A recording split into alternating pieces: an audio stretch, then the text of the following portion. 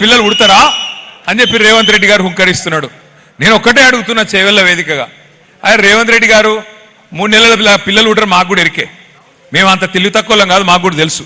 3 నెలలు ఉట్టరు ఓకే, మరి 30 నెలలు ఉట్టకపోతే నిన్నేమనాలే? ఏమనాలి మరి?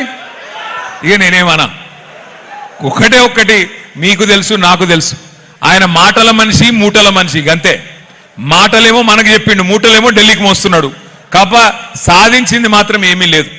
కేసీఆర్ సారేమో 72,000 కోట్లు 70 లక్షల రైతుల ఖాతాల్లో మీరు అడగక ముందే నాట్లేసే టైంకి వాన చుక్కు పడుతుందంటే ఇక్కడ టింగు టింగు టింగు మన ఫోన్లు మోగుతుండే మీ ఖాతాల్లో రైతు బంధు పడేది. 1 కాదు 2 కాదు 73,000 కోట్లు. మరి రేవంత్ రెడ్డి గారు ఏం చేసిండయ్యా అంటే 72 సార్లు ఢిల్లీ మాత్రం పోయి వచ్చిండు. 72 సార్లు ఢిల్లీ పోయిండయ్యా. ఏం సాధించినవాయా 72 సార్లు ఢిల్లీ పోయి అంటే? 72 పైసలు కూడా లేదు. ఏమనంటే ఆయన బడేబాయ్ అంటాడు మీద, ఆయన బడేబాయ్, ఈయన చోటేబాయ్. బడేబాయ్ సుబానల్లా అంటే చోటేబాయ్ మాషా అల్లా. ఆయన 15 లక్షలు వేస్తాడు, అది దిక్కు లేదు. ఈయన ఎకరానికి 15,000 వేస్తాడు, ఇది కూడా దిక్కు లేదు. అందుకే బడేబాయ్ చోటేబాయ్ పర్ఫెక్ట్. ఆయన 15 లక్షల మోసం ఆయనది, ఇది 15,000 మోసం ఈయనది.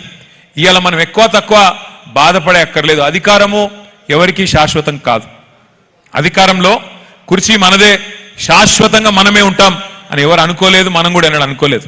మన నాయకుడు కేసీఆర్ గారు కూడా అట్లా ఆలోచించిన నాయకుడు కాదు. ఆయన అధికారం అంటూ ప్రజలిస్తే ఒక తపస్సులాగా మరి పేదవాళ్లకు మంచి చేసే ప్రయత్నం చేసిండు. ఇవాళ కొంతమంది మాట్లాడుతున్నారు కాంగ్రెస్ నాయకులు, కేసీఆర్ గారు అప్పుల పాలు చేసిపోయిండు, కేసీఆర్ గారు మా చేతికి చిప్ప ఇచ్చిపోయిండు అని మాట్లాడుతున్నారు. అందుకే మేమేం చేయలేకపోతున్నాం అని పచ్చి అబద్ధాలు చెప్తా ఉన్నారు. ఒక ఆయన 6 లక్షల కోట్లు అప్పయిందంటాడు, ఇంకో మంత్రి గారు 7 లక్షల కోట్లు అప్పైపోయిందంటాడు, ఇంకొక ఆయన 8 లక్షల కోట్లు అప్పైపోయిందంటాడు. కనీసం అబద్ధాలు చెప్తే కూడా ఒకరికొకరు సరిగ్గా సింక్ కూడా చేసుకుంటలేరు వాళ్ళు. కనీసం ఒకటే అబద్ధం ఒకటి చెప్పినా అతికినట్టు ఉండాల. అసలు వాస్తవం ఏంది?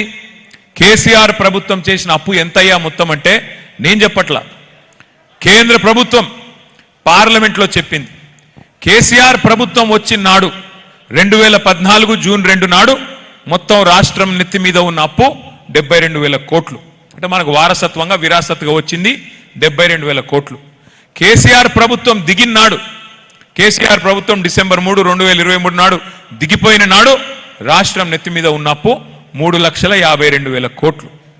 అంటే ఆ 72,000 తీసేస్తే కేసీఆర్ ప్రభుత్వం చేసింది 2,80,000 కోట్ల అప్పు. అంటే సంవత్సరానికి 28,000 కోట్లు. సరే, కేసీఆర్ అప్పు చేసిండు. ఏం చేసిండు మరి కేసీఆర్ గారు? అప్పు చేసి ఏం చేసిండు కేసీఆర్ అంటే, గరీబోళ్లకు 200 పెన్షన్ ఉంటే 2,000 రూపాయల పెన్షన్ చేసిండు. 46 లక్షల మందికి ఆసరాగా నిలబడ్డాడు కేసీఆర్. ఎస్, కేసీఆర్ అప్పు చేసిండు. 14 లక్షల మంది ఆడపిల్లలకు 1,00,000 రూపాయలు ఇచ్చి మేనమామలాగా కళ్యాణ లక్ష్మి షాదీ ముబారక్ పేరు మీద 14 లక్షల మంది ఆడపిల్లలకు పెళ్లి చేసిండు. ఎస్, కేసీఆర్ గారు అప్పు చేసిండు. 15 లక్షల